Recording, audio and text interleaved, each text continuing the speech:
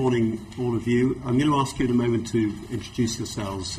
Just very briefly, I'd be grateful if you could all try to keep your answers as succinct as possible, and don't feel that all of you have to answer every question. Just if you feel there's something you can add to what others have said, or if you disagree, then please do come in. But we have quite a lot to get through during the course of the session. So perhaps we can start by each of you introducing yourselves, perhaps with Professor Polosa. Thank you, Mr. Lam. I'm an academic who have been having specialized in lung condition for many years in the area like asthma and COPD, and then began to focus on electronic cigarettes starting 9 years ago. Since then, I've published more than 50 papers, peer-reviewed research in that particular area, which makes me the most published academic on the subject in the world. Thank you. Thank you very much. Thank you to me, obviously, because I have to do all the hard work. And please excuse if my command of the English language is not perfect. Seems pretty impressive. But thanks for coming over from Italy for the Thank you very much. Appreciated. Thank you. I'm Mark Connor. I'm Professor of Applied Social Psychology at the University of Leeds. I lead a group who does work on health behaviours for the past 30 years or so. So we do some work on smoking, but mainly smoking initiation in adolescents and the relationship between e-cigarettes and smoking initiation. Right. And I'm Peter Hajek. I'm a Professor of Clinical Psychology at Queen Mary, and I've been doing research in smoking for quite some time and did a number of studies of e-cigarettes, of their safety and effects on smokers. Excellent. Okay, well, I'll start with some questions. So in terms of the impact on health, can you talk about the main differences between conventional cigarettes and e-cigarettes? And can you also address what harmful things are in conventional cigarettes that are not in or that are absent from e-cigarettes, and then also what potentially harmful things are in e-cigarettes that are not in conventional cigarettes? So if you could address those issues, I'd be very grateful. Who wants to start? I can start. Maybe it's my area of great interest. In relation to the potential harmful effect on users, the scientific evidence shows very clearly that we see exactly the opposite. We saw a lot of benefits after many years of exclusive using of these products, particularly in areas like respiratory diseases and cardiovascular diseases. We're talking here about the benefits of people who have shifted from conventional to... Yes, we are talking about people who decided to shifted from tobacco combustibles to these new technologies by themselves. So it's more like a naturalistic study more than a randomized controlled trial. But we see in these individuals, to my big surprise, that we can detect improvements in their objective and subjective respiratory outcomes.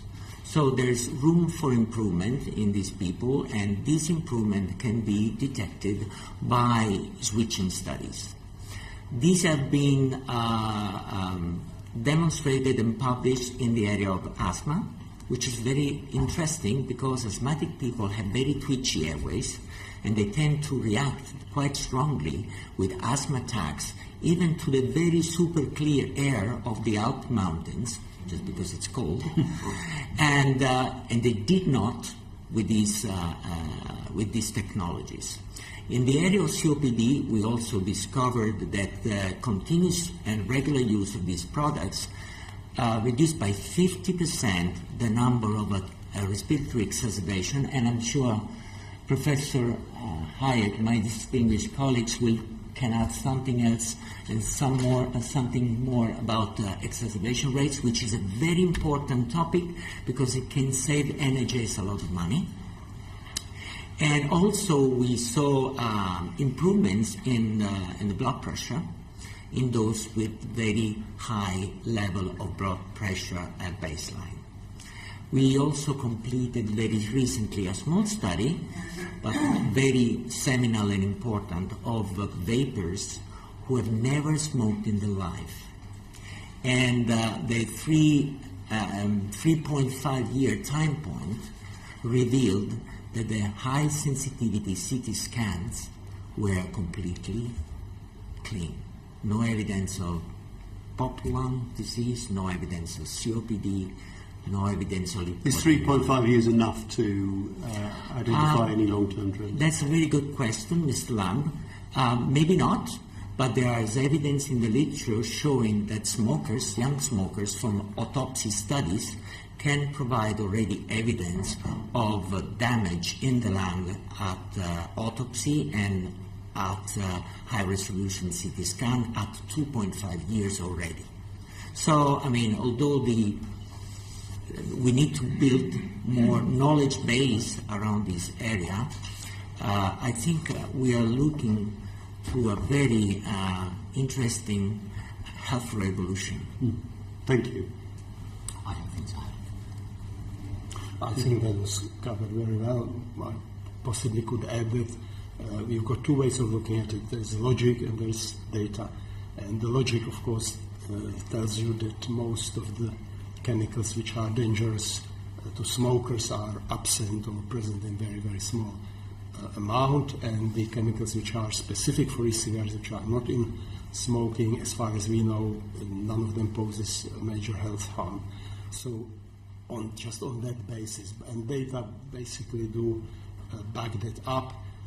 Recently there was a detailed paper about cancer carcinogens and comparing risk of cancer from smoking and from vaping, and that paper took at face value some of the studies on e-cigarettes which actually fry the e-liquid and therefore produce aldehydes which could be carcinogenic. But even with that, even taking those studies which actually do not reflect what vapors are taking in, the conclusion was that the cancer risk is less than 0.5% of cancer risk of smoking.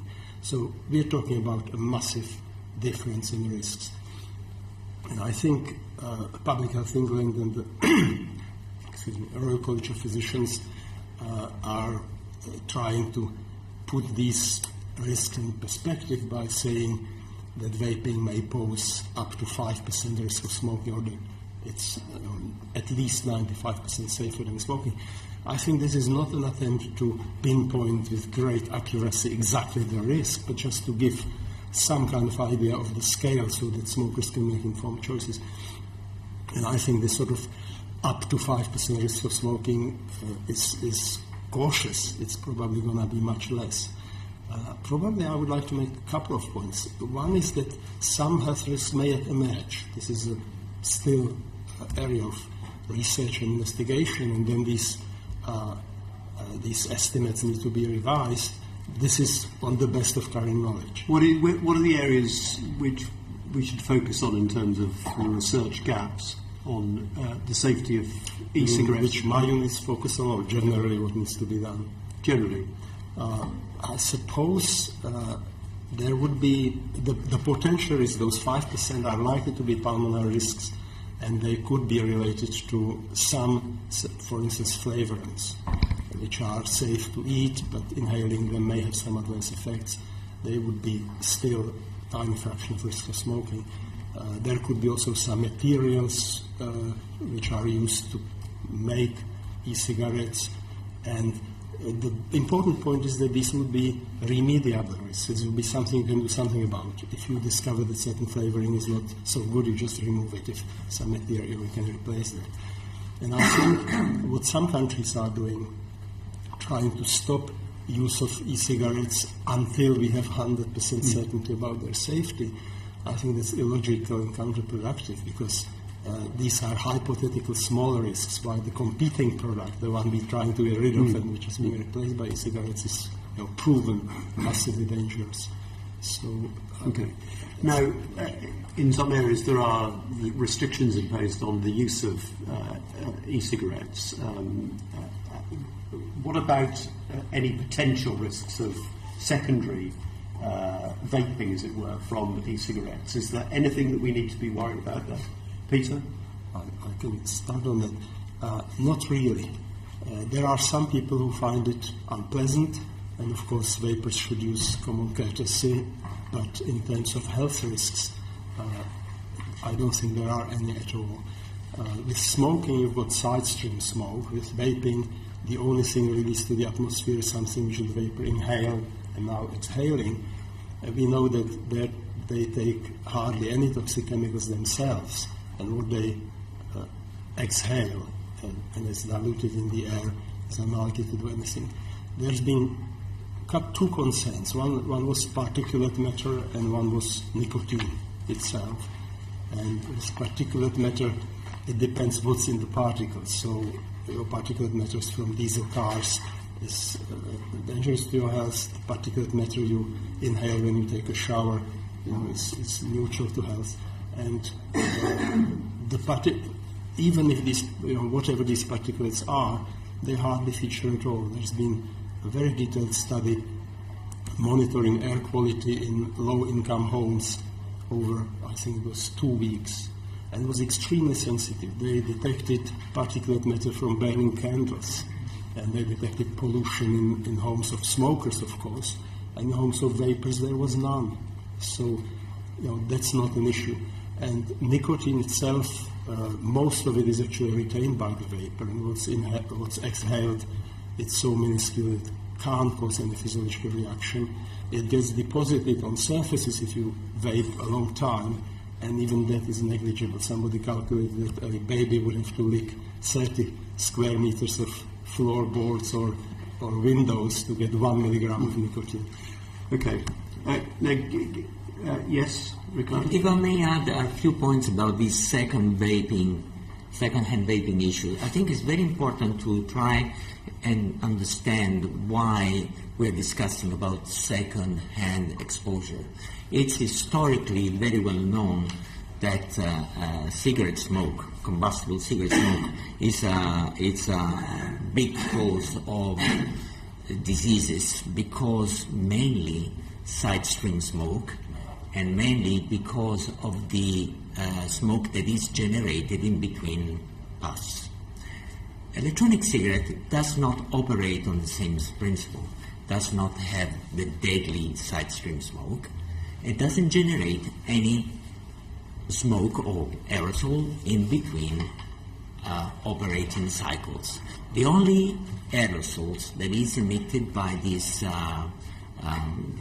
products is when you exhale, okay? And that sets the principle that just by common sense you will immediately identify that there's less risk just because of that. Then please consider that as Public Health England and the Royal College's physician has already emphasized in their comprehensive reviews, that these aerosols are 95% less harmful than common tobacco, and you will immediately realize that this risk will be, from a percentage point of view, minuscule. Okay.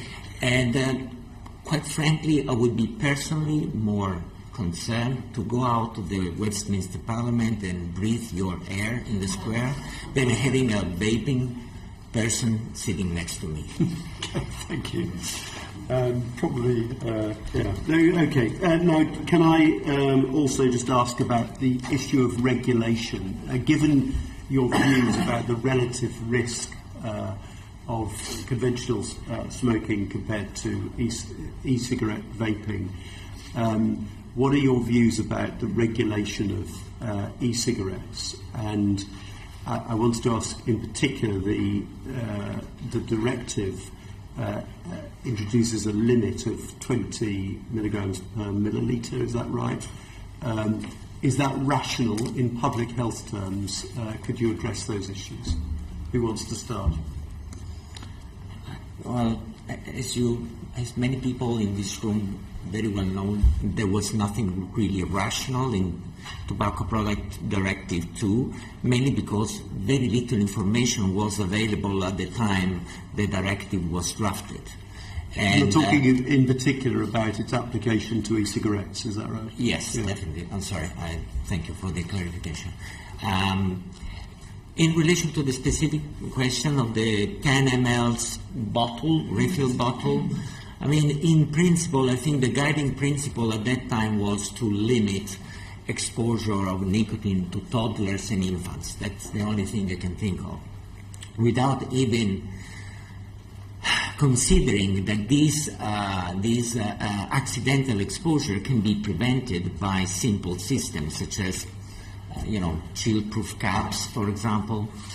The unintended consequences of that is that people is trying to buy bulks of nicotine so that they can prepare at home their much larger refill bottles at half of the price or maybe a tenth of the price. So I think there's nothing wrong with the way the English government handled the Tobacco Product Directive. I think you did a great job not adding extra regulations in the structure, but perhaps we really need to be more bold, and we really need to start challenging those initial provisions in the TPD2 at the European level, because this limitation in the bottles means really nothing in terms of public health.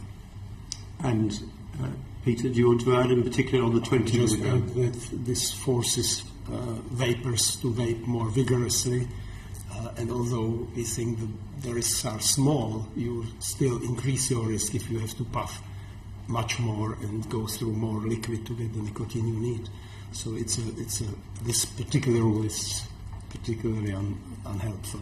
But there's other bits of this Tobacco Product Directive which of course are equally bad.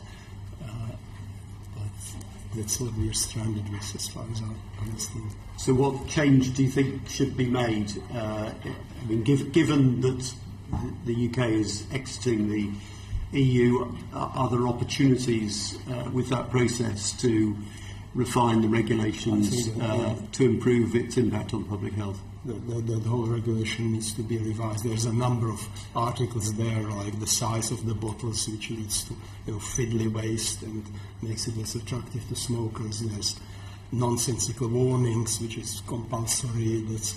There's a lot of regulation which regulates e-cigarettes much more strictly than conventional cigarettes are being regulated, which makes no sense whatsoever. You really want to have a regulation which encourages smokers to make the switch and make vaping more attractive than smoking to them. And this is trying to do exactly the opposite. So I think it's a bad regulation. Mark, do you want to add? Very quickly, Riccardo. I'm sorry if I take too much space. One of the reasons why perhaps the size of the refill bottle should be rethinned is because it will help more smokers thinking of switching, because of the cost, of the unit cost of the refill bottle will come down sensibly. And one of the reasons why I believe in this country the tobacco control policy has worked so well is because of the integration of the tobacco harm reduction principle through vaping into good, existing, solid, very well implemented tobacco control policies. For example, high taxation for tobacco combustibles. So the common guy down the street in Trafalgar Square would think, well, these tobaccos, these fags are going to cost me too much money. What shall I do? And that's one of the main reasons they actually try. Is the cost issue. And the cost issues is going to be enhanced by enlarging the refill So you think that's a more significant issue than the limit of 20 mg? I think so. That's more important. The limit of the 20 mg, we battled quite a lot during the 2013 because we wanted to give the vapers more options, go up to 36 milligrams per ml. Now we realize that with the innovation in technology, already 20 is quite a high concentration level. Many people tend to buy 0.9 or 0.6. and they're quite happy with the level of nicotine they can get from this very low concentration in their bottles. And that is mainly because the innovation and the technology of the atomizers have improved so much to deliver, to extract more nicotine from the Okay. tablet. Thank you very much. Vicky. Sorry, did you want to come in quickly on that? I didn't, yeah, if I could. Go on, very quickly. I think both Riccardo and Peter, you've presented a fairly convincing case that, almost without putting any caveats on it, that e-cigarettes are a significant contribution to public health. You're both nodding.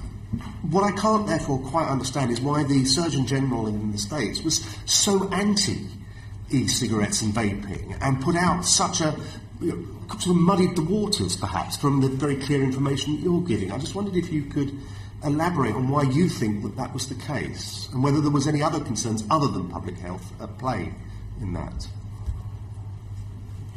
You want to You start? keep your answers brief, but Peter first. I think nicotine is a big bugbear in America. I think they're really scared of nicotine. It's sort of ethos of war on drugs, and they want to protect children from nicotine. I think there's a lot of misunderstanding about nicotine. If you want me to elaborate, I can. It's not actually, although most people believe that nicotine is highly addictive, cigarettes are highly addictive, but nicotine isn't. And we don't really see vaping hooking people on nicotine. I can elaborate and explain, because this is a statement which I know surprises a lot of people, that nicotine on its own actually. I think we're going to move on to the nicotine. It was really the issue of why the Surgeon General might have made such a clear opposing statement to the one you're making here. Riccardo, sorry, first. Mark. So, yeah, I mean, I think this speaks a bit more to my average disease. I mean, I think one of the concerns I pick up in the US is this: what's the impact in adolescents, amongst adolescents who aren't smoking?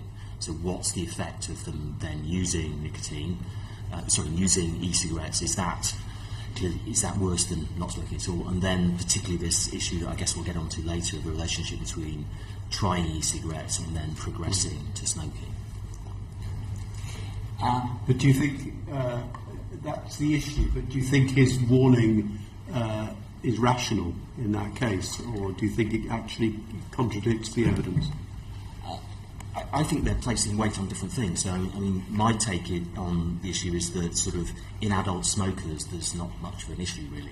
So this is going to be a sort of public good, the introduction of e-cigarettes.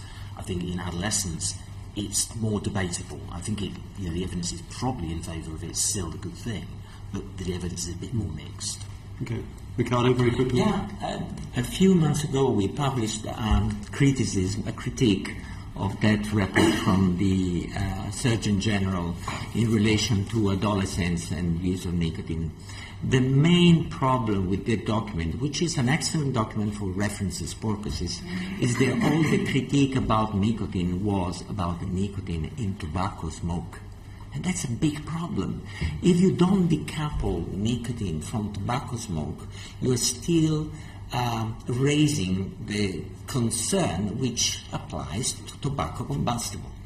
So that is one of the reasons why people in the US keeps on going, even though they don't have evidence, because to my knowledge there are only few papers or none or no papers demonstrating the effect of pure nicotine on health effect indicators. I think one of the problems with our US colleagues, they feel a bit envious that they didn't get this idea before Europeans. That's the only thing I can... I mean, it doesn't make sense. It's so logical. It is so commonsensical. But I must acknowledge in the US they also have very bureaucratic large structure who revolve around this issue of nicotine. So nicotine addiction is bad for you. In Europe, for us, nicotine is, as an addiction, is not such a big deal, decoupled from tobacco smoke, because it's in the coffee culture. Please. It's wonderful having you here from Italy, but do keep it brief. I think I explained that. Thank you very much. It's fantastic. Vicky? Just before I ask my question, one yes/no question. Have you or your research ever received funding from a tobacco company or from a seller of e-cigarettes? It's a yes/no question, and if it's a yes, will you send us in writing what the details are? All the research I'm being talking to you today have received no tobacco funding. But other research you've done has received tobacco In the past, yes, I've done some research on combustibles showing Could you possibly put that in writing to us? Definitely. No. Thank you. So my question is, there's a lot of evidence about existing smokers moving on to e-cigarettes, and you've talked a lot about the comparison between smoking and e-cigarettes. But I wanted to go now into the nicotine itself issue and the idea that nicotine is in some way being considered as risk-free because we've had other evidence suggesting the others. So is nicotine harmful in itself, and what are the long-term effects of nicotine dependency and how are they significant? Is it possible to even analyse those long-term effects from e-cigarettes yet, given the short time we've had them available? Is it for me? Okay. I think we now have a great opportunity to test these hypotheses. We couldn't with the tobacco combustibles because the nicotine was in a cocktail of 7,000 different chemicals, which adds to the addiction. Now with these new technologies, we can isolate somehow the effect of nicotine, but these studies are not ready yet. We need to design these studies and we need to carry them out. Have I answered your question? Yes, but other bits of evidence we've received suggest that there are studies that look at links to the impact of it on a promoter of cancer, the impact of it on heart disease, the impact of it on mental health. You're referring mainly to in vitro studies and animal studies and some acute studies. However, I'm a clinician. I deal with patients. I run a smoking cessation clinic, and I can tell you none of these studies have clinical significance or prognostic significance.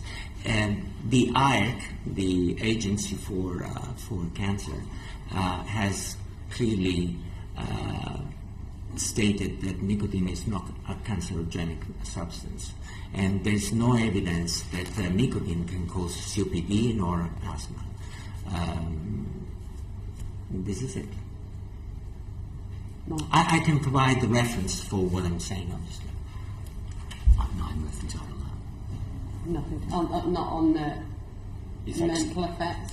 No, I mean, I think, generally speaking, we're very early on in those studies, and the problem, of course, is that in human studies, you're hardly seeing anyone who's just using e-cigarettes.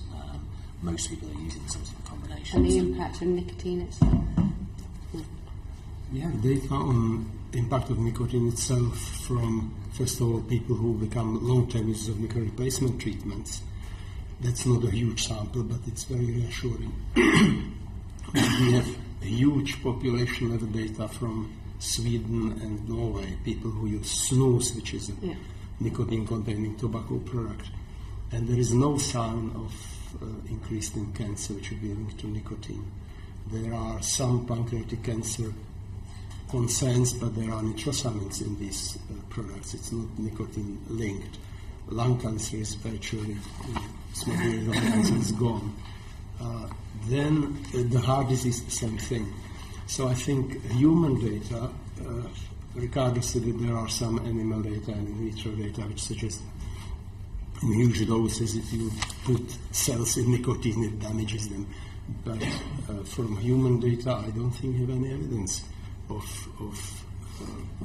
nicotine being that harmful. From a Dr. Koch, which talks about influence on mood disorders such as depression, anxiety and schizophrenia. Do you have any?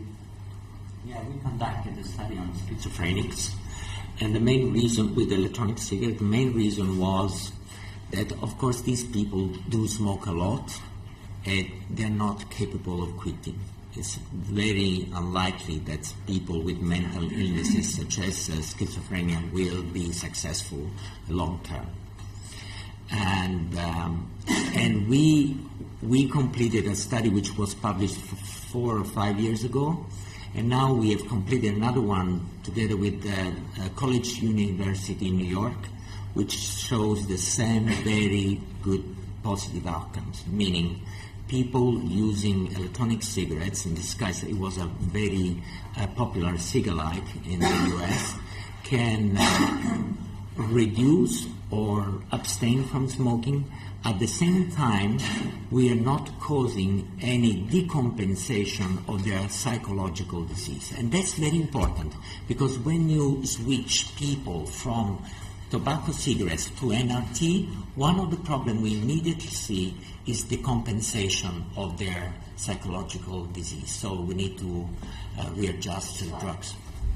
All of your evidence that you've discussed so far is comparing people who smoke to comparing people who vape. It's not comparing people who don't smoke to people who vape. Correct? There were people smoking and then switching to vaping. Exactly. But you've never taken someone who didn't. Your evidence is not based on non-smokers. It's very difficult to have vapers and non-smokers. As you know, the Eurobarometer gives 0.1% of non-smokers all over Europe vape, which is 1 in 1,000. Very difficult to recruit. Yes, such people. very new. So, just back on your issue, Peter, about snus, because we have had evidence from a Dr. Coombs and Professor Bulls saying that snus has increased other cancers can be linked to snus, such as oral and pancreatic cancers. So, no, there's no increase in oral cancer. There's pancreatic cancer that's being disputed. There could be slight increases. It would still be less than smokers, possibly more than non-smokers, although not all studies show that. But that would be related to nitrosamines, much more likely than nicotine. But no sign of oral cancer from snus, no. Can I address this issue about mental health effects of nicotine, if you want me to? This is sort of vague concern, something nicotine does not feel mysterious to adolescent brains. I think that preoccupies our American colleagues a lot. And they never quite specify what they mean by this, in what sense. There are studies, for instance, showing that smokers have lower cognitive performance than non-smokers, but that's because smoking is mostly linked to socioeconomic parameters. I'm aware I was collaborating with Chinese colleagues on some studies, and they have there's a data set there showing that you see this difference in cognitive performance in younger cohorts, but you don't see it in older cohorts, because in China everybody used to smoke, like here, but much earlier, and there was no social class gradient until relatively recently. And before the social class gradient came, the cognitive performance of smokers and non-smokers was identical, and now it starts to diverge. So that would suggest to me there's nothing to do with nicotine or smoking, it's just self-selection of which groups in the population become smokers. So I think this sort of instinct to protect children and keep them away from addictive drugs, I fully understand that, but I think in this case the concern is less. And if I may point out this thing which Riccardo already said, e-cigarettes with nicotine are spectacularly unattractive to non-smokers. So all this worry about having all these kids who try e-cigarette and become hooked from nicotine is absolutely not happening. And I hinted on this nicotine mystery before. It's the same thing with nicotine replacement treatment. We had nicotine chewing gum and lozenges and inhalators for 30 years, and it's extremely difficult to find a non-smoker who will get hooked on this. Because nicotine on its own, if you remove the other chemicals in tobacco, and there's some other things behind it, is not really attractive or addictive. Few people tried to find non-smokers who get hooked on nicotine replacement treatment. They failed. There's one study which looked and found 2. So that's the frequency of carrot addiction. It's just It just does not exist. And e-cigarettes are shaping up to be the same. You need to keep an eye on it because somebody will figure out what you need to add to e-cigarettes to make them more addictive to non-smokers. But at the moment, non-smokers do not progress to daily vaping. It's really difficult. And if they do, they very often would vape nicotine-free, just for the some kind of flavor and behavior. So this would be a very legitimate concern if we saw large numbers of young people becoming daily vapers who never smoked. You'd be hard pushed to find anyone. Okay, so this statement that we've had from another person about nicotine disrupts the neurotransmitters in the brain, such as dopamine and serotonin, and may influence mood disorders such as depression, anxiety, and schizophrenia, you think is not important? It's not. I'm not aware of clear evidence on this. This is a concern and a worry, but I would like to see some data which show that this is actually the case. And my last question, which I think you may have already answered, what does the evidence show about the addictiveness of nicotine, and how is its addictiveness linked to how it is consumed? Yes, I think that's what I was talking about. Yeah. It's highly addictive in cigarettes and tobacco generally. And on its own, animals readily self-administer, say, cocaine or opiates.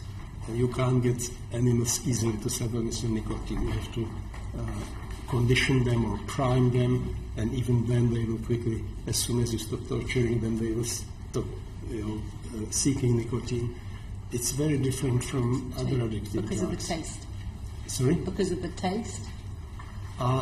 No, it's injected in animal models, but it just seems to only work when it's in tobacco. So e-cigarettes and nicotine replacement treatment, you can inject nicotine itself to people, so there's a fast nicotine delivery. They're not going to enjoy that. So it's a bit of a mystery. It appears to be the combination of the nicotine with other ingredients of cigarettes. Yes. Now, importantly, nicotine on its own is rewarding for people who are already primed for it. So smokers would find nicotine replacement treatment helpful, and nicotine on its own, if you add other sensory stimuli to it, become pleasurable, but you have to be a smoker first. Thank you, Carol. And then If I could just follow on just with a brief question, just following some of the evidence that Vicky is referring to from a written submission by Dr. Cope. And in the written submission, Dr. Cope has recommended that e-cigarettes are not used by pregnant women. What are your thoughts on that, and is there evidence to suggest that this could cause harm to an unborn child? So the one chemical in e-cigarettes which is of concern here is nicotine itself. There are data from animal studies that nicotine does damage fetus, but in human studies it's not so clear. The largest study done was with pregnant women who were given nicotine patches or placebo patches, and actually people on these women on nicotine patches had better birth outcomes than those on placebo patches, which could be because they smoked less. But human evidence of risks of nicotine in pregnancy is not that strong. But what is more important, there probably are some, but what is most important is that we're talking about women who smoke. And so you're removing all the other risks of smoking, you're maintaining nicotine, which probably is a good thing. But we don't know for sure. We are starting at the moment, actually, the first study of e-cigarettes with pregnant women, a large study with over 1,000 women, where the birth outcomes will be very carefully monitored. We'll get some answers to the question. I think at the moment, until the study is done and we know that this is safe, probably I wouldn't go proactively recommending e-cigarettes to pregnant women, but I wouldn't be against it either if they are smokers anyway, of course. And we're not talking about non-smokers picking up vaping. I think that would be extremely interesting to see the results of that study, because it may be that would be a possible, I suppose, not solution, but a possible option for smoking women who are pregnant. That is the premise here, because we have a number of groups of smokers who find cooking very difficult, like psychiatric patients we already discussed, pregnant women who are already hooked but young and have lots of other reasons why quitting for them is difficult. And e-cigarettes provide some of the experience and the rewards of smoking without as much risk. And so this is a development we really need to look into. Thank you. Neil.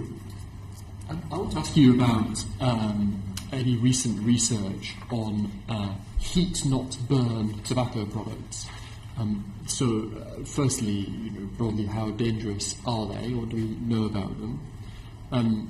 In particular, I'd like to know what claims are being made about these products, and are those claims accurate? I don't know if you think that there are particular types of research that we need on heat not burn, what kind of research you'd like to see. And overall, really, what would be your attitude to how we should regulate those kind of products? Should we be treating them just like normal tobacco, or should we be treating them more like vaping type products? Professor Polosa does research. Very interesting question. Surprisingly, when you look at the literature, most of the good quality data on emission reduction and exposure reduction comes from heat no burn, not from electronic cigarettes. There's vast amount of literature being produced by tobacco companies. Reason being, they're trying to create portfolios and dossiers for the American agencies, and that's their requirement. So from what I can gather from this data, it seems that these tobacco-heated products do contain a vast amount less of emission, and they're considerably less, and during switching experiments, they lead to a reduction in exposure. However, these are not independent studies, and I think the government should be consider sponsoring, authorities like Cancer Research UK to do more replication independent studies. We've run in Catania University perhaps the first clinical trial on tobacco-heated products, comparing at least 2 tobacco-heated products with the own brand of these people. They were force switched in an acute experiment. And the experimental outcome there was carbon monoxide. Why carbon monoxide? Because carbon monoxide is a marker of combustion. And these companies claim that these products are not generating combustion or combustion toxicants. When we completed the study, there was no evidence of carbon monoxide in the exhale breath of people using product number 1 and product number 2, compared to tobacco combustibles, their own brand, heat no burn. So heat no burn have no carbon monoxide, which is a good sign of no combustion.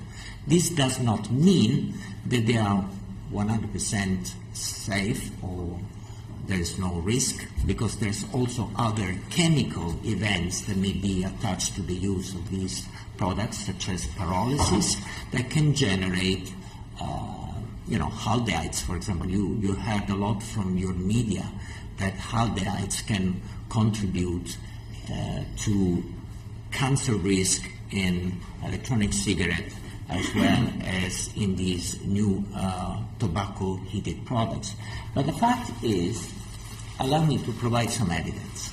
I thought about this before. That if you use a toaster properly, this is what you get. A nice golden crispy toast that everybody is going to like. The quintessential toast for a quintessential English breakfast. Why? And this is a very good one. If you do instead use the same toaster for 5 minutes instead of 120 seconds, that's what you get. You get a burnt toast full of nasty chemicals, including carcinogenic acrylamide, and this is something that is being used by English media many times to scare potential smokers from switching. What happens is a lot of scientists all around the world do not know very well these products. They own the science, the good science. They know how to run cell biology, molecular biology, analytics, but they don't know how to generate aerosol properly. So they use the toaster and they overburn the e-liquid. And that's exactly what happens. You get a lot of nasty chemicals. And Vicky, this is back to you. You were asking about the cancerogenic potentials of these products. Yes, they may be cancerogenic if you end up overburning the toast. So it is very important that we redesign position paper, white papers for all the scientists all around the world so that they can know how to use lab standards to produce proper science that can be compared across labs. And the relevance of the toast to heat not burn? It's the same thing. The heat not burn can overheat if not used properly. Obviously, there are technology, temp control or temp limitation in the new products can minimize these problems. Let's imagine a toaster with a temp limitation. If the toaster, although I'm a bit forgetful and I left my loaf of bread in the toast and I go to the bathroom shaving, it takes me hours to shave my beard, it's very hard. You know, I would love to see in my toaster something that limit the time or limit the temperature so that my toast will not get from this to this. So this is about product development. You can control that through... You can control that. Neil?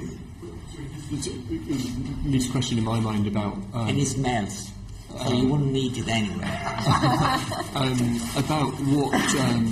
it's both about heat not burn and also about vaping, which is what proportion of the products that are out there are, as it were, metaphorically burning the toast. Because you say, making a point about science, that it's important to replicate, as it were, real vaping rather than overburning the liquid. But I'm struck by the diversity and the cheapness of a lot of the different vaping products, and I can imagine a lot of them will be, as it were, burning the toast and producing more toxic results than are perhaps intended. Do we know anything about that? There is sort of built-in safety valve there, in that when you get to this production of carbonyl compounds, you get acrid, unpleasant taste. Always? And we don't know whether it's always, but I think generally vapors detect what they call dry puffs. And a colleague in Greece has got a number of studies on it. When you detect these compounds in the vapor at certain setting, and then you ask vapors to vape it at that setting, and they would say, and wouldn't vape it. And once it's acceptable to them, then at that setting you don't detect aldehydes in vapor. So that is reassuring for me. That's interesting. Can I just to pursue the original point? So in the Royal College of Physicians said in one of their recent reports they thought that vaping was roughly 5% as dangerous as smoking. Can I try and push you for a sense of where you would put, if you were forced now to put a percentage on heat not burn compared to smoking, what would it be? Would it be 5% like vaping, 50%? Roughly how bad is it compared to regular smoking? I know little about it, not burn. We are starting to test the IQOS product in our laboratory next month, but that's just to see the user reaction effects on them and nicotine, speed of nicotine intake. In terms of safety, from papers I've seen, I would say, if you have the risk of smoking here and e-cigarettes there, heat not burn will be somewhere here. They will be in between, but closer to e-cigarettes than to cigarettes. Like a 10 or a 20, something like that. Wouldn't dare. Do Professor Connor like to? I think for a reason that I explained before, there's very little way to compare directly all these experiments. But I would agree with Peter that this is reasonable that the level of harm and risk of the heat-not-burn will be much closer to electronic cigarette than not to the combustible. My understanding is that it, as a product, it's taken off quite a lot in Japan. Is that correct?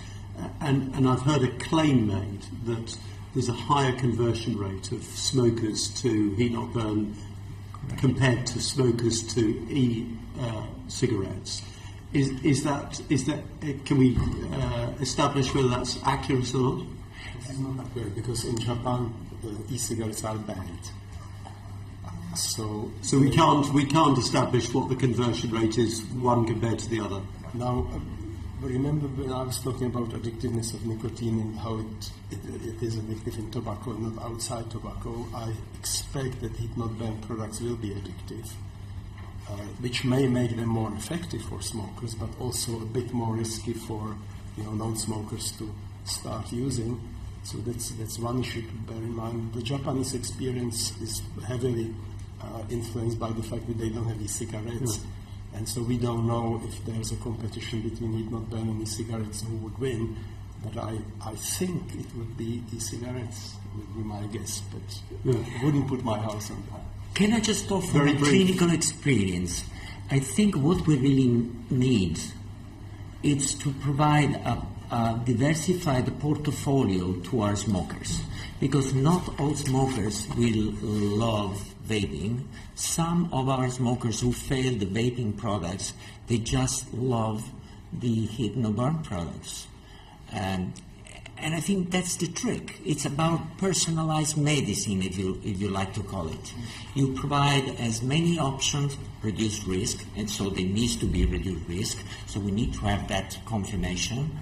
But at the end of the day, it will be the smoker that will have to decide which one is going to be the product that fits with his lifestyle. Okay. Neil? Thank you, Stephen. Just briefly, it's about the research on heat-not-burn. I think you said the majority of the research or the literature have been produced by tobacco companies at the moment. What percentage is from the tobacco companies and what percentage of research has been done outside of that? I mean, Peter, you said you're starting to look at IQOS. Can you put a number on that? And as part of this inquiry, who should we be talking to as the authority on the research for heat-not-burn? As opposed to, I'm not discriminating against you, but it sounds like you're not the authority on this. That's a great question. I was reviewing some of exchange of emails in our nicotine policy groups and some criticism of the panels made just by men. And I said, well, the committee will certainly make a female panel next time. However, this is not about men and women, it's about stakeholders. And I think you're right, you are just nailing it there. We really need to have experts in the area of heat-not-burn to come here and to answer your question. And at the moment, those experts, it's not me, it's not Peter, it's not anybody from this community. We have very limited experience. And the stakeholders there are tobacco companies. So probably you really need to talk to them if you want more information about these products. Okay. Yeah, it's just the percentage. I mean, I think it's the percentage, 99 versus fine. Thank you. Thank you. Graham. Pretty much. Graham? Sorry, Professor Hajek, if I can just take you back to the answer you gave to Vicky. I think you said that it was a mystery why non-smokers didn't seem to get addicted to nicotine.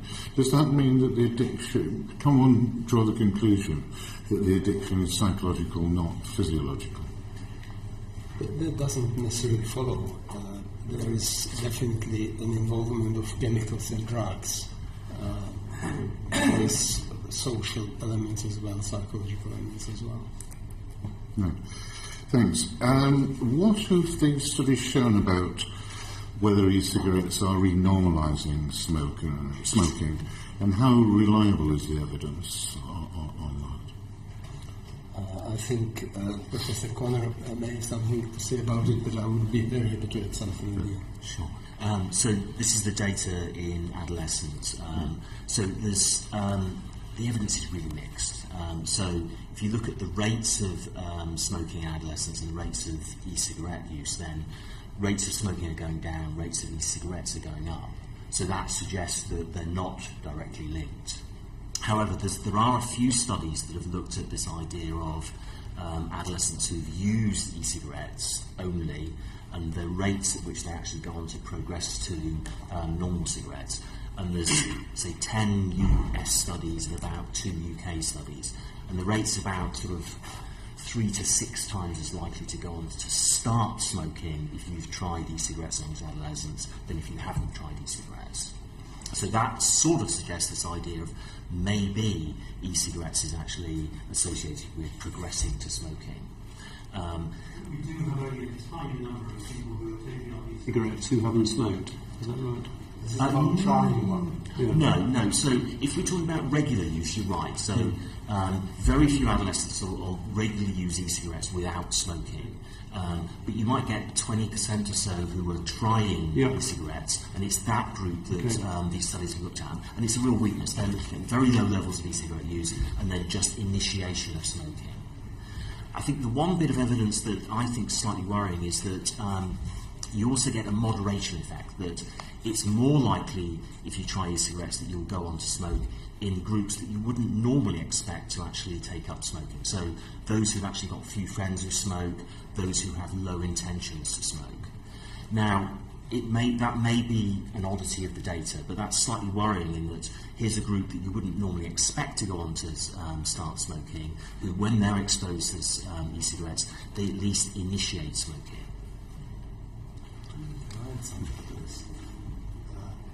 So the more likely explanation of the relationship is that, as my colleague Marcus Milafro says, kids who try stuff.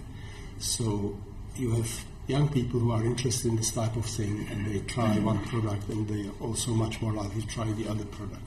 So all we're seeing here is that people who like red wine are more likely to also try white wine than teetotalers who just don't do such things.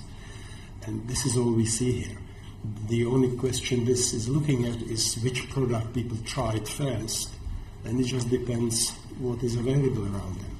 That explains this thing about, to my mind, possibly, the thing about people with more smoking friends are more likely to try a cigarette first because that's what's around them, and this type of sensation-seeking, risk-taking teenagers are more likely to start with e-cigarettes if they don't have smoking friends. That's all it shows. Regarding this intention not to smoke, I think your own study found that it was actually the other way around.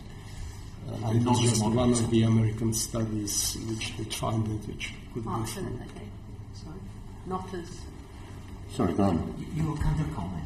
Just one to come back on that. I mean, I think so the friends finding, so there's our own study and then a study in Scotland have found this moderation effect, that it's those with few friends who are most likely to respond to initiating smoking if they use e-cigarettes.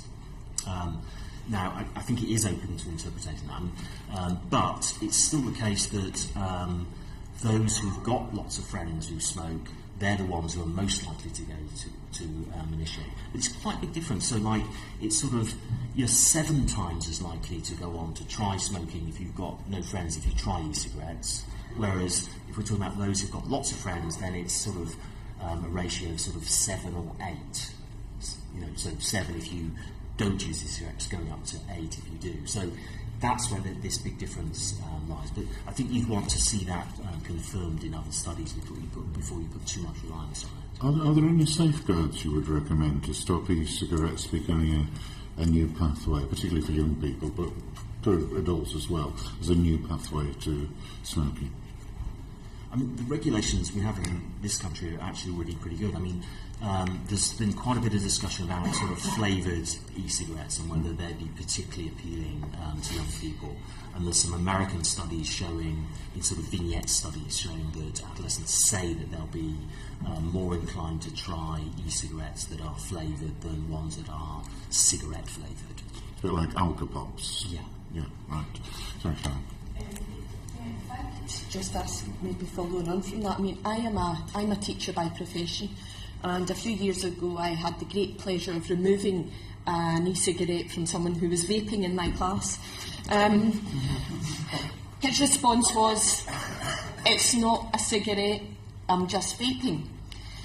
Is there any evidence, or has there been any studies done on how these products are perceived by young people? Is there a perception by young people that these are something quite distinct from cigarettes and therefore don't carry the same risks? There's not a lot of good evidence. So, I mean, there's a number of studies now that try to look at predictors of initiation of e-cigarettes and initiation of smoking. They generally show very, very similar predictors. So there's some studies showing that lower socioeconomic status is a predictor, some studies showing gender as a predictor, things like intentions to smoke are a predictor. So the predictors are very similar for smoking and e-cigarettes. So in that sense, they seem to be seen similarly. As Mark pointed out, the picture is very reassuring at the moment because the increased experimentation with e-cigarettes among young people is accompanied by a dramatic, or not that dramatic, but accelerated decrease in smoking. So we have population-level evidence that this is not luring kids to smoking. If anything, it's deflecting them away from smoking, which I think is a more likely explanation. The two phenomena may be totally independent, but it's also possible that if you're a young person looking to try one of these things, and you start with e-cigarette and doesn't do anything for you, you may then be less likely to try normal cigarette as well. While if you start with normal cigarette, you've got about 60% chance of becoming a daily smoker for this period of time. So, it could be preventing uptake of smoking rather than accelerating it. I'm not saying that we know that, but we certainly know that it's not luring children to smoke in the population. I'm talking specifically about how they are perceived by young people. Are they perceived as being distinct, or are they perceived as being the same sort of edgy sort of risk involved? I think there's general perception that they're less risky, and that's an actual predictor of actual use. So if you perceive that e-cigarettes are less risky, you're more likely to try them. Yes. Yes? I think we really need to keep the eye on the price, and the price is the rate of smoking initiation in a country like UK where there's been liberalization of vaping. And the indicators clearly show that the rate of initiation of smoking in these countries in 2010, which was 12%, is now down to 7%. So to me, the gateway in theory is closed. There are lots of different factors at play here, aren't there? I mean, we've had the legislation banning it from public places. We've had the legislation to stop it in smoking in cars with children. We've had the legislation on plain packaging and so forth. So it's hard, surely, to differentiate out what's having the impact. It's been the strongest acceleration in decline in years, and those policies were already put in place. What I'm saying here, we really need surveillance because these are highly dynamic behaviors at the moment. Also when the tobacco-eated products will kick in, there'll be another ecosystem being generated in amongst those people. Yeah. So we really need to have a good surveillance, but at the moment the prospect looks very positive. Vicky and then Martin. I just want to make sure I really understand the numbers that you've given us. I think you said that in this group of adolescents who don't have lots of friends who smoke, they're 7 times more likely to pick up an e-cigarette than a cigarette. No. So the differences between, so they're all non-smokers. They're all non-smokers. And some of them, about 20% have used e-cigarettes and 80% haven't. And it's the difference between those groups in terms of the proportion that then go on to try normal cigarettes. And in that proportion, you said it was 3 to 6 times more likely to try real cigarettes. Yeah, that's the overall. You also said something about the likelihood of picking up an e-cigarette as your first taste as opposed to If I did only need to say so, no. There's relatively few studies looking at predictors of starting to use e-cigarettes. Most of them are cross-sectional. There's a few longitudinal studies now. So is your view that, especially in young people who've never smoked before, don't have lots of peers who smoke, that there is a potential that the e-cigarette is a route that's encouraging them to become, some of them, to become smokers? Okay, so I think this is where we need to be really careful. So the data says, yes, you're more likely then to try cigarettes. The data on you're more likely to become a regular smoker just isn't there. The numbers are really small. Can I just clarify? It's a bit technical at this point, but I think it's very important. There's a base rate issue. So if you have 1% of kids with no smoking friends later trying cigarette, and those who tried e-cigarette, you go to 6%. You've got 5 times as many, but it's only 5% difference. Among people with smoking friends who are more likely to try both as well, you may get 10% and 15%. So it's exactly the same, but one of them you say only half the chance, and the other 5 times the chance. And this is what you get when you use odds ratios, and you have to be careful about interpreting it. So this is a sound bite which sounds alarming, and if you look at the data, actually there's nothing in it. Just to come back on, so the numbers in our data don't quite match that. So you're talking sort of difference between sort of 5% and 34% trying, initiating smoking. That's in this group who don't have friends who are smoking. So I don't think it's this really low base rate explanation. It is a significant proportion, but it's still quite a small number. Yes, and I think we just need to be really clear. It's trying cigarettes. No, the numbers then who go on to become regular smokers are very low. Thank you very much, Martin, and then Bill. The other way around. Fine, Bill. I'm hearing a lot of positive things, 95% harm reduction, greater risk, little or no risk from second-hand vapour. The risk would be greater just walking the streets of the UK, etc. I also heard the comment it would be illogical to ban or restrict e-cigarettes. So these are all positive things, and almost a change to respiratory health, a change for the better. But can I narrow the field a bit and take it to the flavouring that goes into these systems? What research has been done in the flavouring by way of risk? How much research has been conducted on the toxicity of the various flavourings within them? Could somebody tinker or tamper with the flavourings and alter them? Have you researched flavourings that are positive and flavourings that are negative? What's your general feeling around these ingredients that may, or indeed may not, present that 5% of risk? In relation to flavouring, there's been quite a large debate over the last couple of years, mainly because flavours are considered safe according to the GRAAS, but only when ingested, not when inhaled. So this is a grey area where more research is needed.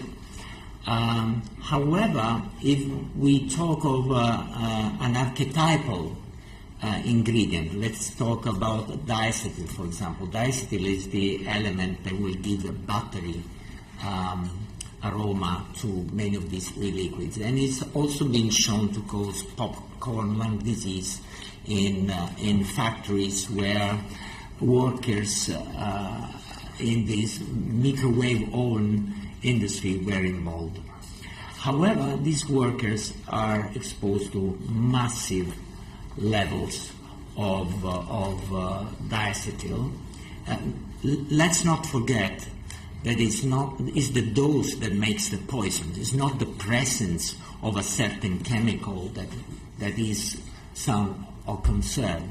So we really need at this stage to try and understand what are this concentration and this threshold. And more work needs to be done in that area, and particularly in the area of the unknown unknowns. Because now we're just talking about absolute risk of these products, which to me as a medic, as somebody that runs a smoking cessation clinic, is marginal, because all I'm doing at the moment is to switch smokers who are already exposed to heaps of very dangerous products, including diacetyl, at high levels. And I don't see any popcorn lung disease in any smokers, to be honest. So there's a lot of discussion. Lots of this discussion is theoretical. We really need to start setting up with the authorities good protocols to try to answer these answers sensibly. So basically, there's a weakness in the knowledge in the content of the flavouring. Do we fully understand how the various ingredients or the chemicals contained within flavourings are interacting with others? Yes. Is that a weakness Yes, I mean, that's the reason why I think tobacco smoke is so dangerous, because it's a cocktail of 7,000 chemicals. Not in isolation, they interact in between themselves. Our body is fantastic, it's phenomenal. It's equipped with scavenging systems, with detox systems that can also handle these deadly toxicants coming from tobacco combustible, but till a certain point. Because when aging sets in, all these scavenging systems, all these detoxicants become less efficient, and then is when you develop cancer, cardiovascular disease, and respiratory disease. We need to understand more about the interaction, about ingredients, that's for sure. But at the moment, the priority is to have as many smokers as possible to switch to less harmful product. And today we know they are not 100% risk-free, but because our innovative product, just by knowing the chemicals that may be of concern, it'll be very easy to get rid of it in the next 2 or 3 years just by changing the diluent, just by setting temperature control. You know, it's there. You will see. The problem with tobacco combustibles is people have been fidelized to that product for decades. With e-liquid, you change e-liquid every day, and not every day, every month, every year. So you're not stuck to the same product for long enough to develop any of these diseases. However, the precaution principle would suggest, and this is my opinion, that anything that is more than 5% aroma in a liquid should not be recommended. Thank you. Bill? Two further questions. One that sticks to the area of vapours, and one that's sort of off the wall. The one that sticks to the flavours, etc. What part does the flavour play in taking the smoker or the non-smoker into vaping? What is the role of the flavour? What part does it play to make it attractive, or is it just a side issue? I don't think it's a side issue. I mean, I would like to use the best flavor that will force a smoker to switch to a reduced risk product. So flavors have an ethical role in that. Obviously, you don't really want to use ingredients or aromas that may cause more damage than a combustible cigarette, but it's very unlikely. Restrictions on the range of flavours could have the unintended consequence of ending up with fewer people switching from cigarette smoking to vaping. There would be an unintended consequences that may be serious. Bill? My final one, if I could take a journey to, I don't know what you call it, we'll call it the hookah, the hubble bubble, the shisha pipe, which has been with us for many, many years, for centuries, I would imagine. Certainly not as portable as the vapour or the vaping machine.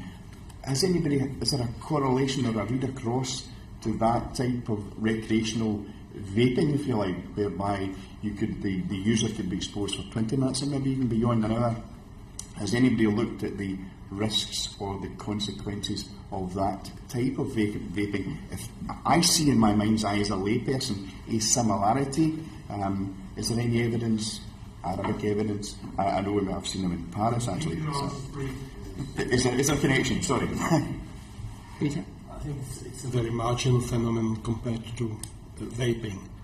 The use of water pipes is sort of limited to certain groups and not very widespread. I think it's more of fashion fad which may well pass. So In terms of risk, it's much more risky. Much more risky. More risky. Thank you very much. And a very brief final question from Stephen. Thank you. Yes, Riccardo, you said at the beginning, you mentioned popcorn lung, which is something that caught the public's imagination in the papers.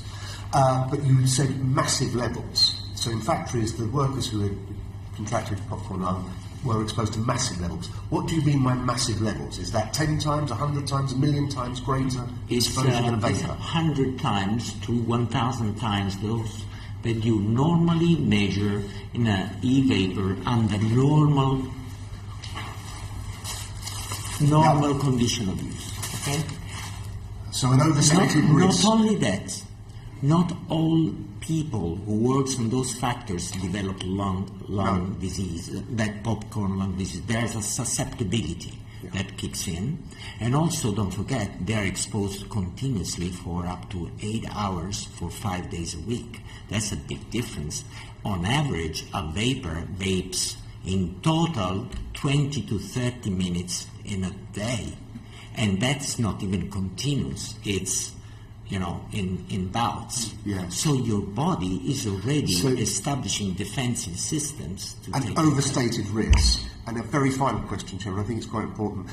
If the risk is it overstated because it sells newspapers and grabs headlines, or is it overstated because someone somewhere has a vested interest in discrediting e-cigarettes and vaping? What do you want me to say? The answer. I hope not, because this will be immoral and fraudulent. I really think the papers need to look for hype for their headlines, so that's understandable. But I think people reading newspapers are not that stupid. They now know that 80% of the information that is being provided by newspapers is kind of fake or... I think we're moving on to other... Yeah. Okay, thank you. Thank you all very much indeed. Massively informative and very helpful. So thank you, and thanks in particular for coming over from Italy. It's appreciated. Thank you. Thanks very much for being here. You probably heard the instruction earlier. I'm not sure how much it sunk in, but try to keep your answers brief, and don't feel you all have to answer every question. So could you each introduce yourselves? Yes, so Paul Aveyard, I'm here, I think, partly because I'm the coordinating editor of a thing called the Cochrane collaboration, an international collaboration known for the sort of systematic, rigorous collection of evidence and producing reviews that are useful to people. And independently of that, I'm a tobacco control researcher at the University of Oxford. Thank you. Hi, Jamie Brown. I'm a Principal Research Fellow and Deputy Director of the Tobacco and Alcohol Research Group at UCL. Among other activities, we provide monthly updates on the use of cigarettes, quitting e-cigarettes in England, and have done since 2006, and that work's primarily funded by Cancer Research UK, and very grateful to be here to answer your questions today. Hi, my name is Dr. Liam Shahab, and I'm a Senior Lecturer, Associate Professor in Health Psychology at University College London, and I've been working in tobacco control for about a decade, and I've published a couple of papers, many fewer than Riccardo, clearly, in e-cigarette safety. Okay. Vicky asked a question of the first panel about whether any of you had done work for tobacco companies. Can you each answer that question? Or e-cigarette companies? No. No. Or for any other interest, as it were? I have received funding from the pharmaceutical industry relating to the study of smoking cessation trends. Okay. Any others? So, prior to 2012, I did occasional bits of work with the pharmaceutical industry. Okay. I've also done work with a pharmaceutical company, but nothing with the tobacco industry or e-cigarette industry. Thank you very much. So, just as with the first panel, and bear in mind, there's no real need for us to hear the same issues repeated, but can any of you, do any of you want to add anything about the difference, the public health harm issue between conventional cigarette smoking and e-cigarettes? Does anyone want to comment further on that issue? I think a priori, I think it's important to point out some very important differences between tobacco smoke and e-cigarettes. And the first one is that tobacco contains about 600 compounds, of which about 70 are carcinogenic. And the big problem here is really combustion, so that you burn tobacco, which then leads to the production of about 7,000 chemicals. E-cigarettes primarily contain, in e-liquid, primarily contain nicotine and propylene glycol, petrol glycerin, and some flavorings. And so these are many fewer compounds, and what is very important here is that there's no combustion going on. So e-liquids are just warmed, they're heated to about 200 degrees Celsius versus 800 degrees Celsius. And so a priori, you would assume that they have to be much safer than smoking tobacco. And the same presumably then would apply to heat not burn. So heat not burn is somewhat different insofar as they use actually tobacco products. So they use little tobacco sticks, and they tend to be heated to about 350 degrees Celsius as opposed to about 200 degrees Celsius. So it's heated to a greater degree than. But you said the key point is combustion. Yes. So ultimately, does the same point apply? That because there's no combustion, one assumes that it's likely to be less risk. Indeed. Yes. Yeah. Any other contributions? I would just say I think there's very little doubt that if you smoke and you switch, you're better off. There's almost no doubt about that. And a lot of people who do that use the e-cigarettes as people use NRT, in which is that only a certain proportion of them go on using it for a long time. So we mustn't always think that people switch and then become lifetime users of e-cigarettes, because that's not always the case.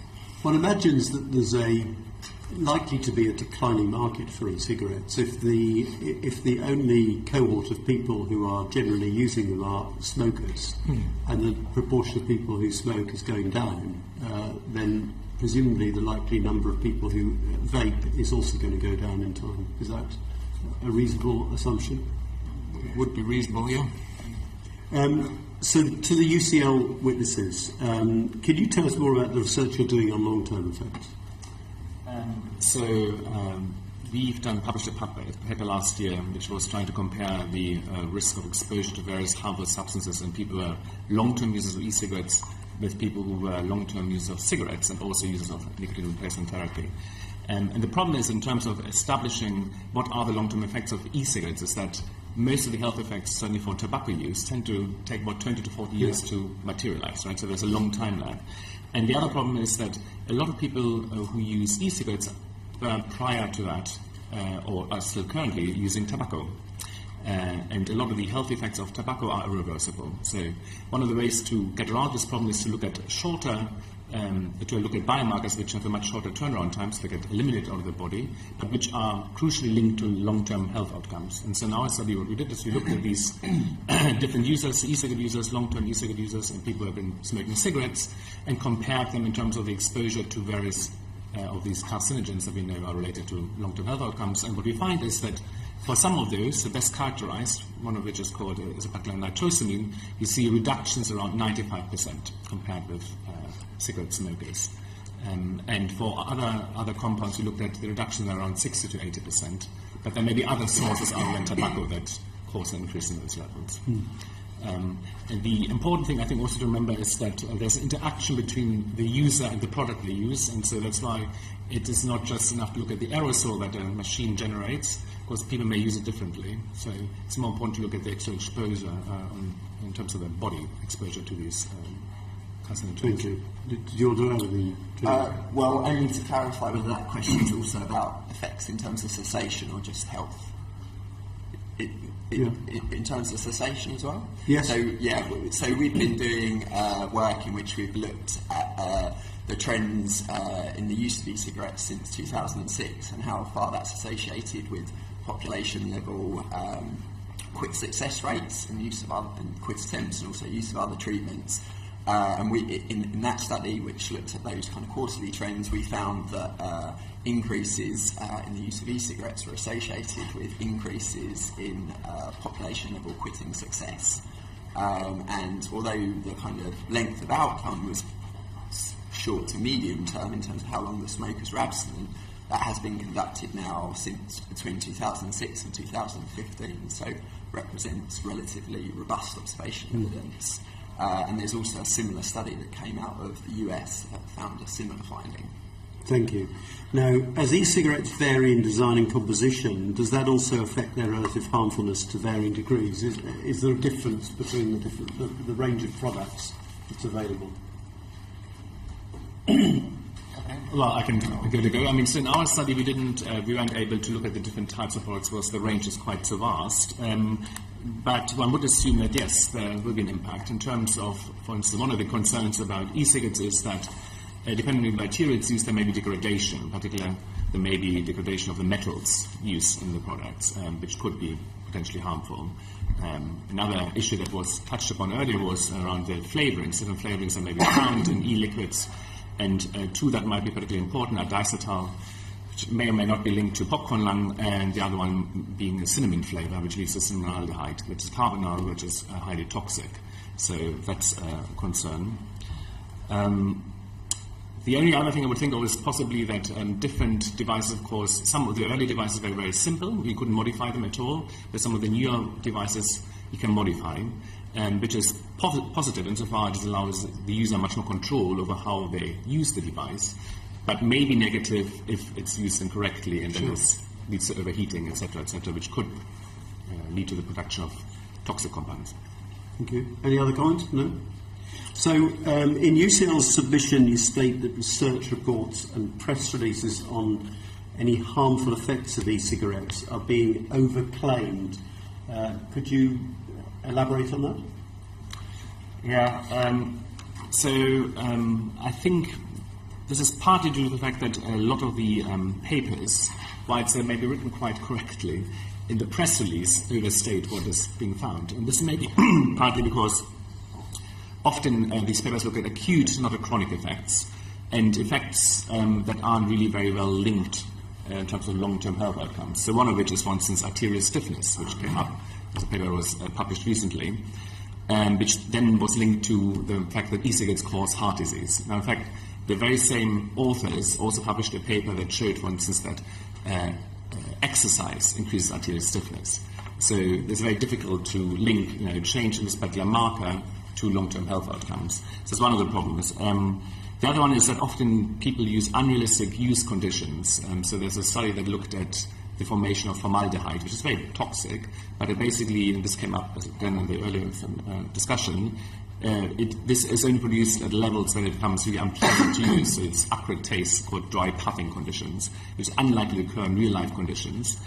And then lastly, often the models that are used to investigate the effects of e-cigarettes are based on models that are not really relevant to humans, so mice models. And there's one big problem, which is that mice are much more sensitive to nicotine than humans are, and often the effects that are observed in these studies, and animal studies, may just reflect nicotine poisoning rather than the effects of any of the other harmful substances and potentially harmful substances. Thank you. Steve, on that?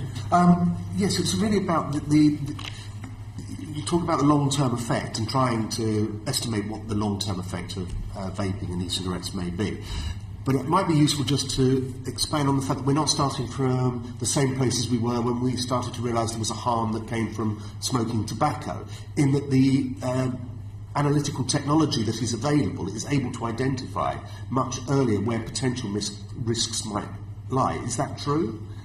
And can you explain how that works, what it is that you would do to analyse? I mean, we originally started with animal tests with cigarettes, and we've moved way past that, I hope, now. Just to explain that we're not in the same position. We don't have to wait 40 years to find out the risks associated. Okay. I would say when we discovered that smoking was bad for you, it's because people had smoked for many, many years, and therefore were getting the diseases caused by smoking, and it required a study on people, and then you could go back and then unpick the mechanisms by the various animal tests and so on.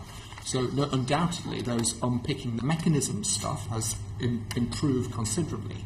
But what we don't have is a cohort of people that have been using e-cigarettes for a long time in order to realise whether there is a true risk in humans.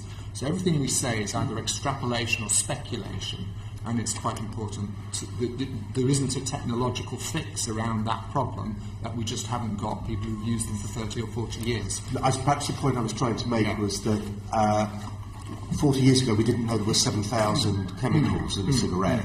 We do now because we have the ability to analyse that. Yeah. Hence we can analyse the vapour that comes from e-liquids, etc., and identify the chemicals, the flavours, etc., at a much earlier stage than waiting that time, presumably. Yeah, but then the question is, what's the effect on human health? And the answer is, we can do studies in labs where you drop liquids onto cells and that kind of thing, and then you make these extrapolations. And what many of us are worried about is some of these extrapolations seem to be overclaimed, I think, based upon people's prior conceptions that e-cigarettes are bad, rather than.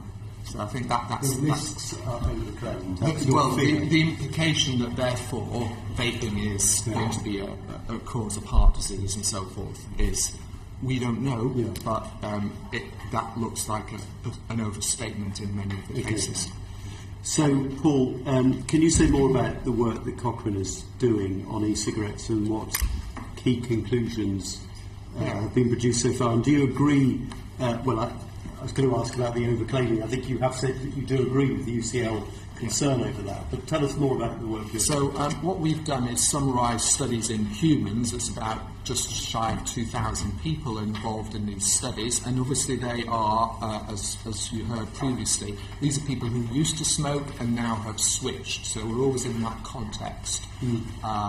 But I think it's Riccardo's group have looked at people with chronic lung disease, for example, who've switched, or with asthma, or with high blood pressure, and looked at the effects on blood pressure control and so on. And we see no signal there. And amongst that 2,000 people, the investigators were unable to find what we call serious adverse events. That means things that take you into hospital or death, for example, in the group of people who were switching to e-cigarettes. So while there could be risks, the signals that are coming from sort of real-life studies in real human beings are reassuring at this stage, but by no means can we say that that means, therefore, there is no risk. Just thus far, there is no signal of a risk. Thank you. Did you, either of you want to add anything? Well, just on the point about the long-term data, I think it's also worth kind of thinking in the context in which we're talking about making those sorts of reassurances, and worth remembering that kind of any perceived risk associated with offering reassurance before we have the long-term data must be balanced against the risk associated with the opportunity cost of failing to inform the millions of people who are currently smoking uniquely dangerous products that they are safer when they believe they're not. I think it's generally important to remember it's very difficult to produce a product that's more dangerous than smoking tobacco, right? So. Very good. Thank you. Martin? Thank you, Chair. I want to look at the role that e-cigarettes play in smoking cessation, and I presume from what we've heard today, everyone is in agreement that it is safer than smoking. What role do e-cigarettes play then in cessation programs, just sort of generally to give a set into it? So I don't think there's much evidence yet directly in terms of comparing what sort of effect they have on cessation when offered in that context. There's some monitoring data from I think PHE which shows that they do seem to produce quite high success rates. And I think Peter, if he's still here, is currently conducting studies along those lines to look at the effects in those contexts.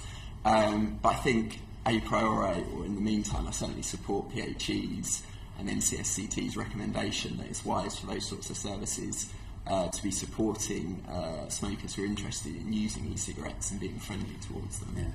Yeah.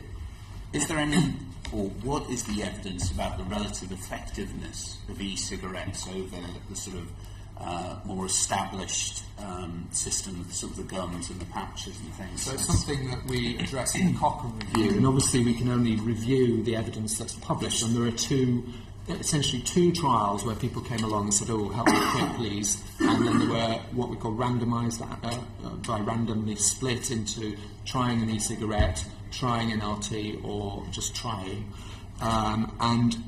What we see there is, roughly speaking, e-cigarettes seem to double the chances of a quit attempt being successful, but there's a wide uncertainty around that, so it could be more than that, could be less than that. But that's somewhat consonant with the type of data that Jamie has, which is sort of from populations just using them. That it's not a miracle cure. It's about the same, if you like, as what you get with NRT, or possibly slightly less effective than varenicline and other medication that's available. So by no means do they look like, wow, this is it. But what they are is tremendously popular with people who smoke, and that's where the difference lies.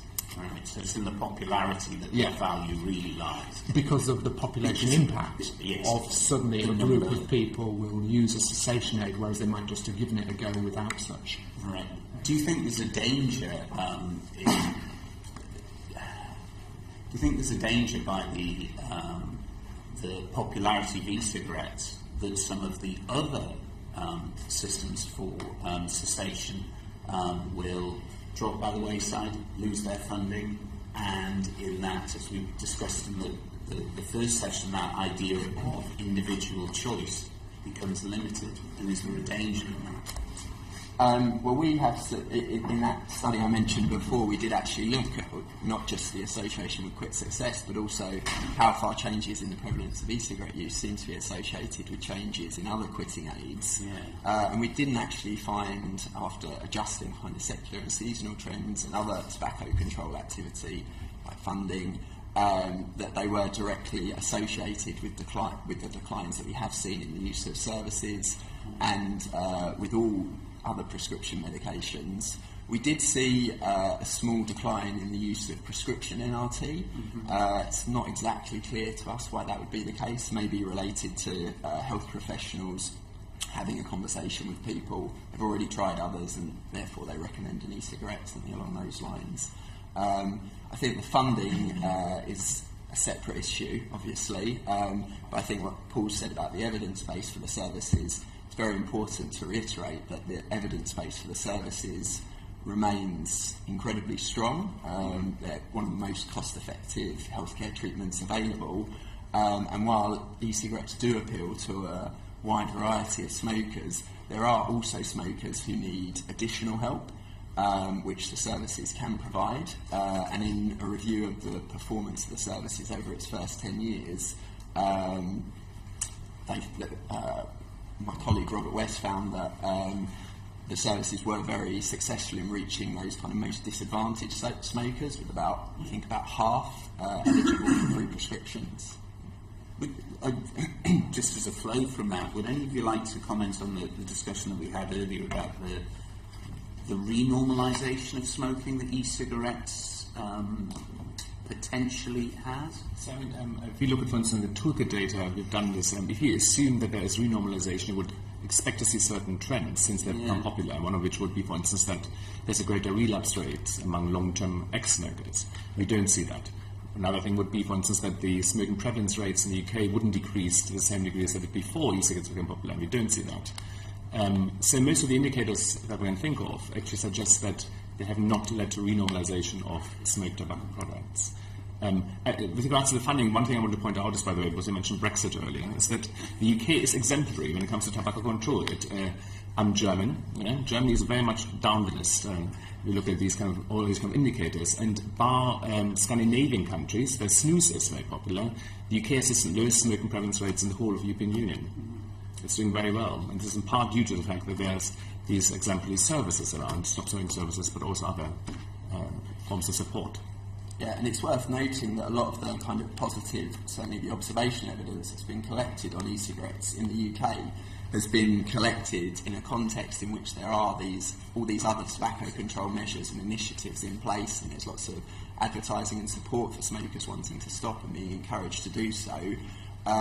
It's at least possible that we wouldn't necessarily have observed the same effects if those things weren't also in place. And there is one paper, I think, using from the ITC, which shows that on the individual level, associations between the use of e-cigarettes and cessation outcomes depends upon the regulatory context in which the e-cigarettes are available. Would you be seeking to change the regulatory framework as and when we're able to after leaving the EU in terms of biggest impact on public health?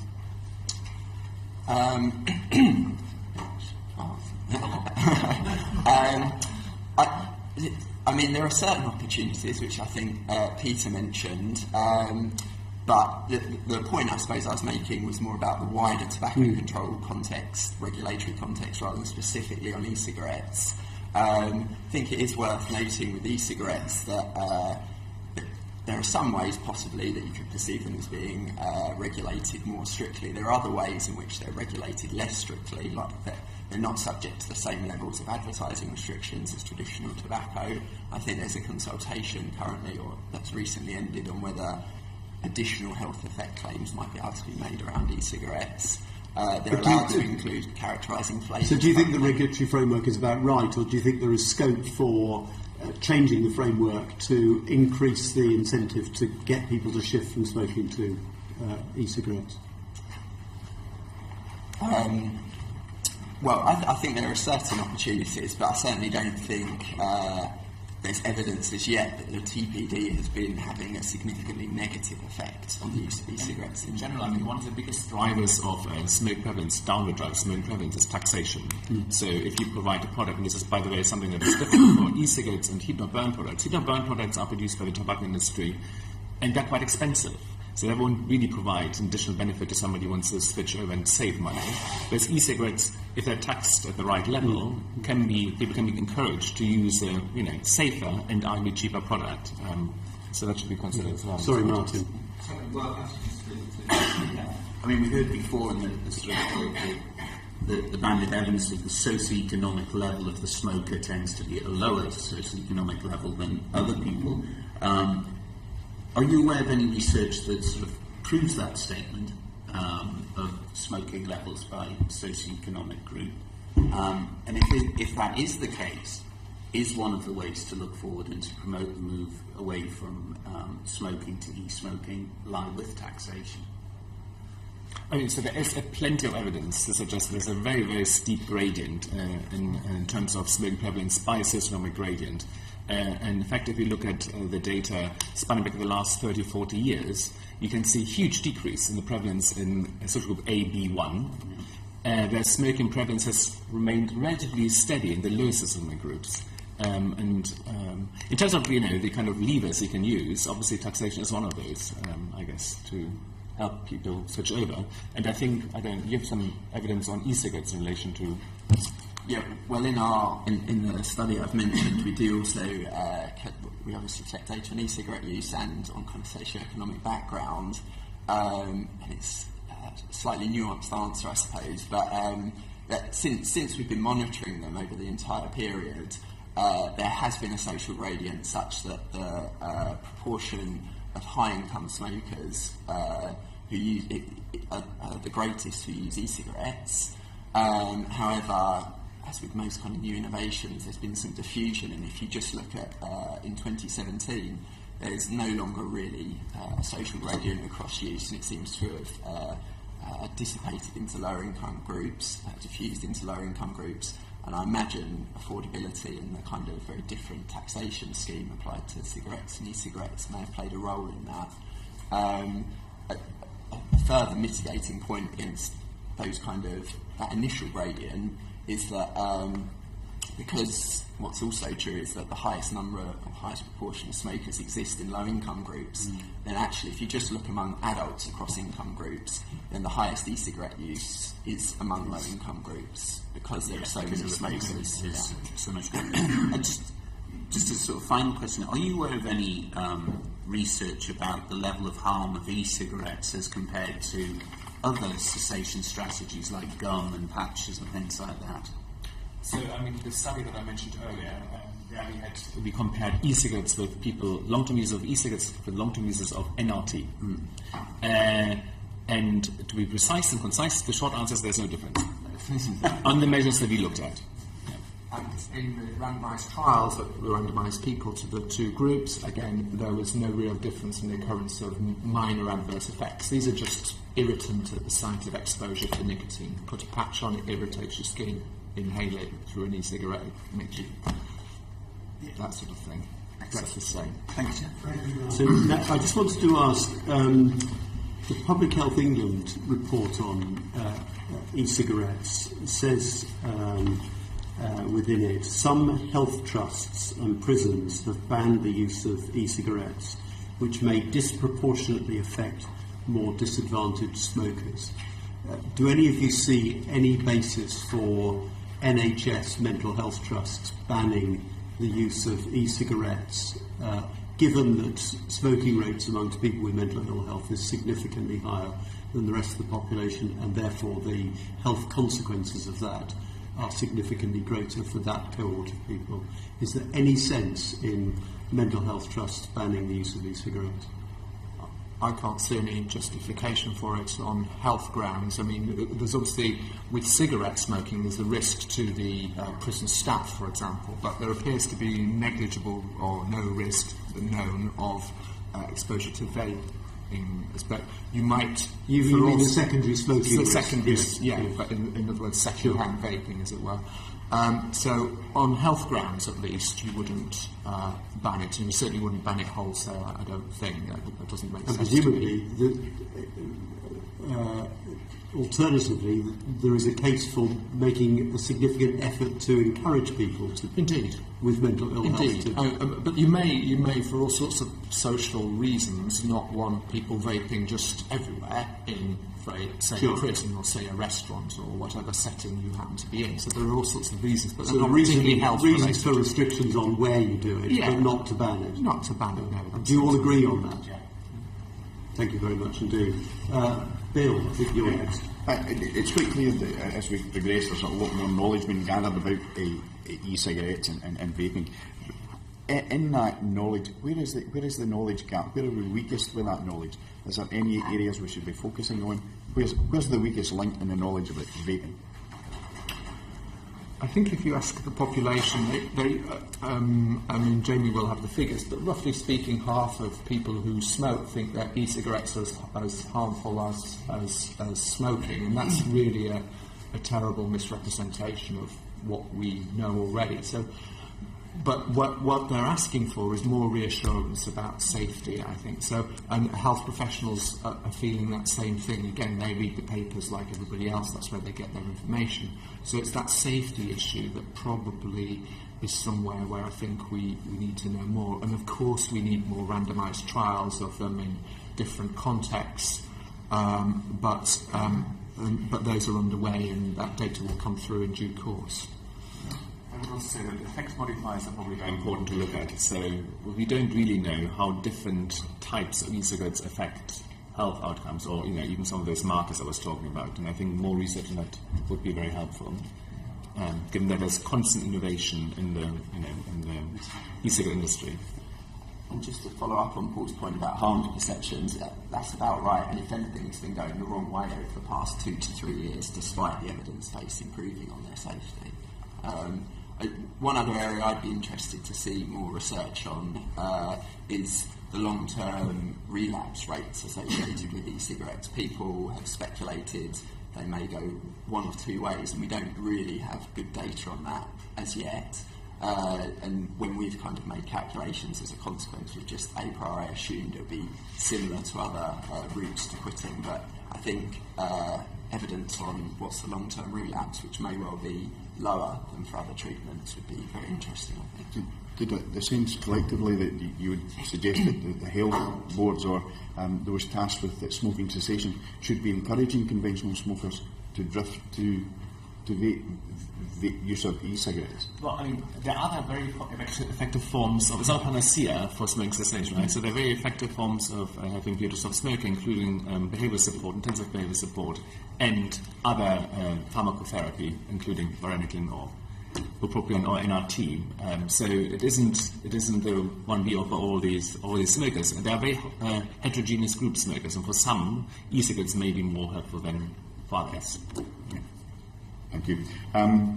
We've heard earlier today that even yourselves that there is little or no risk with second-hand vaping.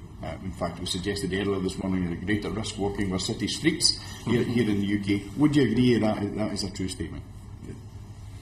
I'm not an expert in it, but from what I understand, that's my perception. Yeah. very similar answer. Yeah, I think the point Peter made about the lack of side stream smoke is a very important thing that a lot of people forget. So with cigarette smoking, one source of toxicants is the side stream smoke that comes off the cigarette, whereas with e-cigarette the only output essentially is things that the vapor breathes out having already inhaled them themselves. So I think that's an important point. Again, this has been touched on.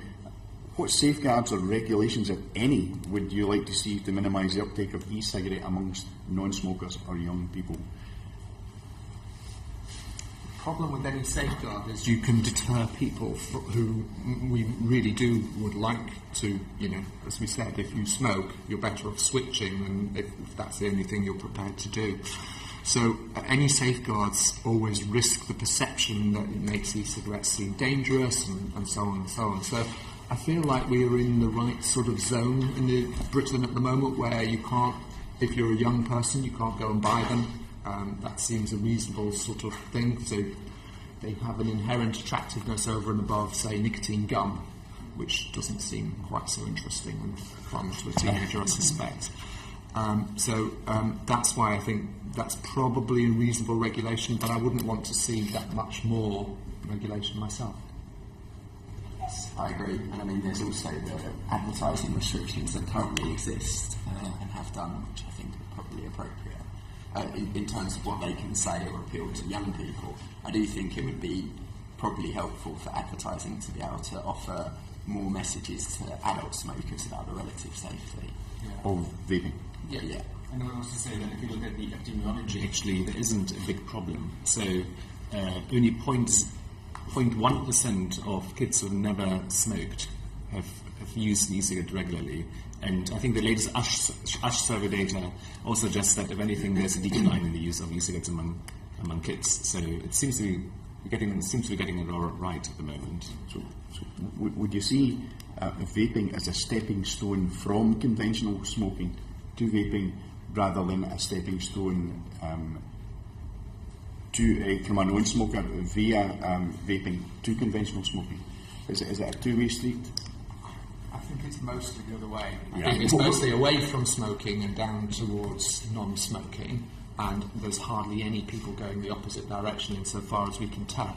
Right. So we're sensing collectively it is not, vaping is not a stepping stone journey from being a non-smoker to a conventional smoker.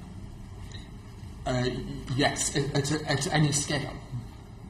Yeah, I mean, not to say you couldn't find cases of it, but at any scale, the traffic is massively one way and not hardly anything the other. And a good way, I think, to estimate this in terms of the context of the UK is to look at, for instance, at the smoking prevalence rates in youth in a country like the UK, where e-cigarettes had quite light touch regulation early on and had been quite prevalent, and compared with the tobacco rates or tobacco use rates in the country where e-cigarettes were banned from nicotine, once in New Zealand. And what you see over the same time period, that the decline in smoking prevalence is very similar in those two countries.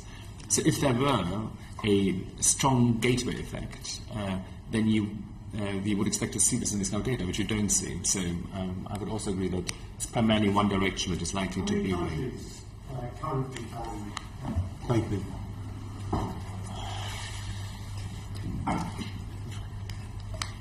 At least one. Certainly, people behind us who could answer that, I think. Do we know why?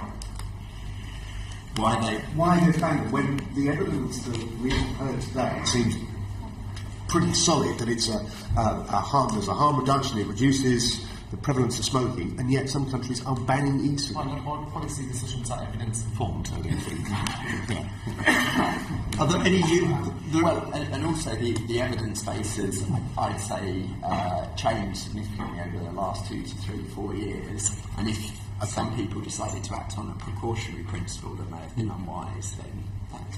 And I know a lot of people have been looking to England and UK as somewhat as a natural experiment, and I think the kind of positive results coming out of this country may be giving others pause to thought. I know Australia have had a review recently on their current regulations. I think Canada have also looked. But Australia and New Zealand and Canada all ban vaping. Well, they banned nicotine, so in New Zealand, nicotine in e-cigarettes. I don't know if they banned vaping as such, but it wasn't possible to get nicotine in e-liquids. But I think they're reviving. This is true. I think they're reconsidering this. Okay. Perhaps anyone who wants to send in a written submission can do so. That's probably the best way of dealing with it. Thank you very much, Bill. Martin, quick question. Yeah, very quick question. What's the evidence base with regard to people who both smoke and vape at the same time? Do we have any evidence of sort of mixed use? And if so, what proportion mixed use? Well, the proportion we find in our study has been changing over time and has been reducing, presumably as a greater number of smokers, of vapers, quit successfully and become exclusive users. Over the time we've been tracking it, it's been, as I say, it's been declining towards around kind of about half e-cigarette users. In our study, other studies have other estimates. But one thing to say, I think, about this kind of dual use issue that's not often been raised with e-cigarettes is that we also track that same figure in NRT, and it's not radically different, which is often not drawn attention to. Thank you.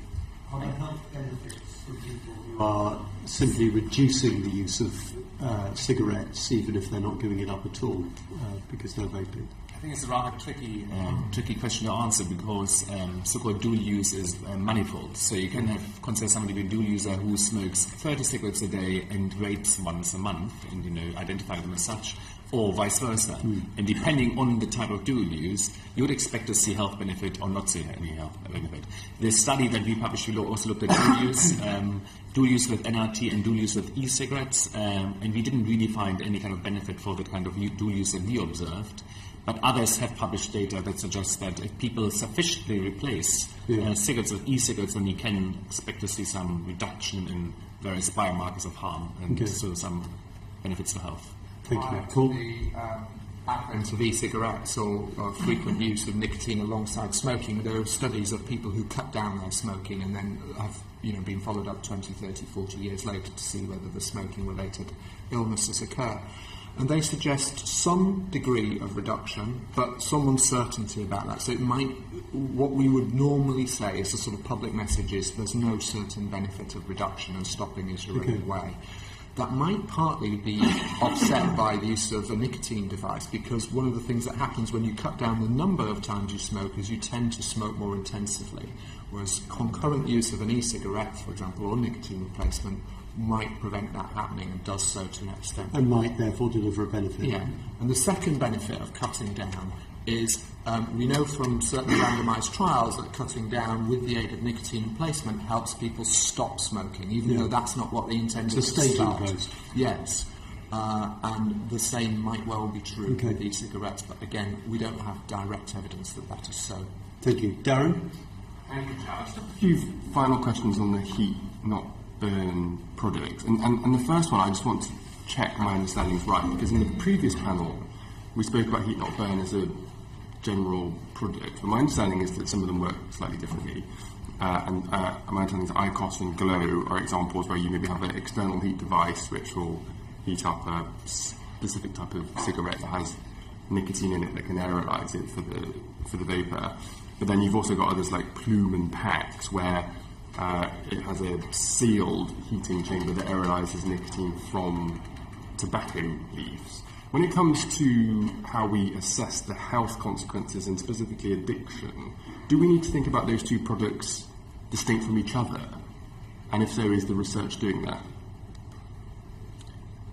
I would say yes, we ought to, because in part, the question was asked about the addiction of nicotine, and nicotine per se may not be as addictive in, say, in our teeth, certainly, or e-cigarettes as it is in cigarettes, and its addiction is a function of the speed of delivery of nicotine to the brain, essentially. And the quicker it gets there, the more reinforcing it is, and therefore the more addictive it is.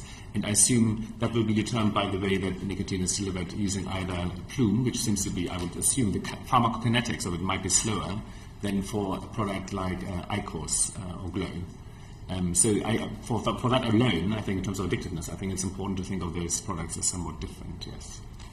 Is there a difference between what you breathe in, though, between nicotine in the design cigarette and heating up tobacco leaf? Or is it the same? Is it just about the speed? Sorry, comparing e-cigarettes with no, so there's two different types of heat not burn. Yeah. I suspect there will be a difference as well, yes, because as far as I understand, plume, the aerosol is drawn through tobacco, right? Whereas in glow and IQOS, you have a heating product that's directly on the tobacco to heat it up, to warm it up. So I suspect it will be somewhat different, but I'm not an expert in these particular devices. And there's no research that you know of taking place at the moment that's looking at those questions? So we're going to start a study looking at IQOS actually, but not comparing it with plume, but comparing IQOS, a heat-not-burn product, with e-cigarettes. Because there's a reasonable assumption that because they work slightly differently, because one uses tobacco, one doesn't, that the exposure profile in users will be somewhat different.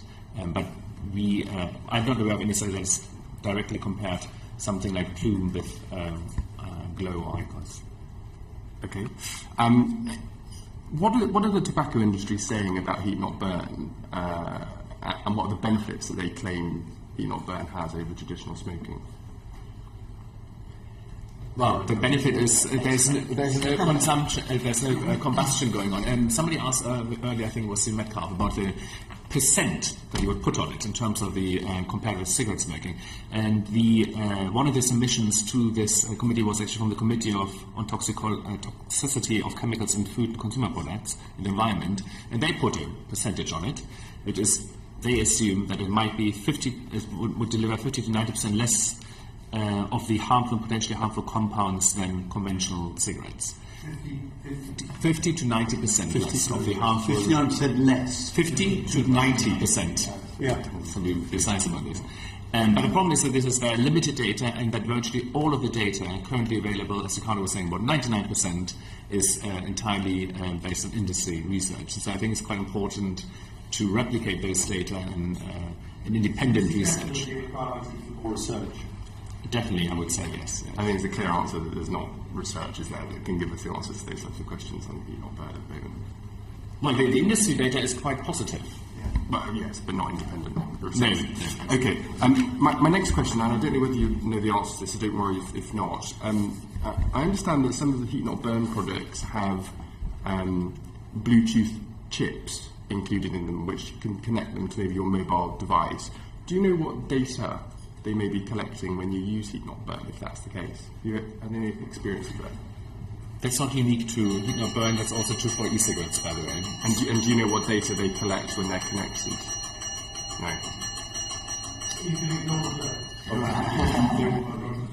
Yeah. So the answer is no, you don't know what data they collect from connected cigarettes. Okay. And then lastly, on this question of flavouring, do you think that there is an opportunity of flavouring taking place in heat-not-burn as well, if this is being deemed to be something that is maybe fashionable in the e-cigarette sector?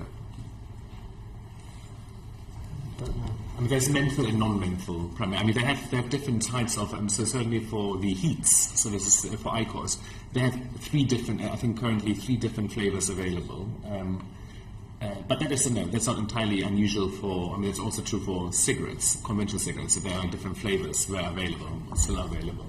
And the question is in relation to. But specifically flavouring, and it was a leading question onto my last question, which was, it seems very evident that, as Cancer Research UK said, that heat-not-burn products are a largely unknown entity because clearly there's not much to be said on it. So if you were bidding for funding from independent sources, what specifically do you think we should be looking at in new research on heat-not-burn? What would be your areas of concern that we should look into? Well, as I said, we're about to start studying the three questions that we have, three main questions we have is what is the potential for addiction of this product? Is it higher or lower than for e-cigarettes? How does it compare with cigarettes? What's the kind of level of exposure that's acute, that immediately occurs in users of these products? So we'll look at some health effects. And what are the more chronic effects? So for that reason, we're going to look at certain biomarkers that we know are related to long-term health outcomes. but aside from that, we'd also like to know whether people sort of switch and then stay on the lower exposure products, or do they, go back and forth? Does it interrupt the process of quitting, or is it actually some kind of stepping stone to that? So that's really an important question, obviously. Okay, that's it. Thank you. Any quick question? And it's really following up on that, because this inquiry does cover the heat not burn and reduced harm products as well. To answer those three questions, in the absence of any research that has yet to be undertaken, who should we ask those questions to? So at least our report has got some reference to those, or to finding those answers, so at least it's a complete analysis of what the government or whoever should do next. Well, what rules are you governed by with the kind of consulting tobacco industry? Are there particular... If they have conducted the research, I believe we're entitled to invite them in and ask them, and as long as it's a scientist, as opposed to the PR people, then well, I mean, British American Tobacco and Philip Morris International are the two companies that have produced the most research in this area. So, and there's very little independent research at the moment. You can come back in 2 years, hopefully, with complete... But you see no harm in asking them the questions. Sorry? You see no harm in asking them the questions. Well, I think it's possible it might be more productive to find, and off the top of my head I couldn't tell you who, an independent scientist who may be willing to review their evidence and offer you a view on the quality of their evidence. We will continue the search. Well, thank you all very much indeed. It's enormously appreciated the time you've spent with us. Thank you. Order. The proceeding has ended.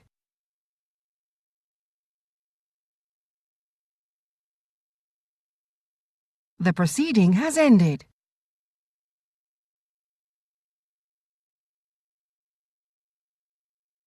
The proceeding has ended.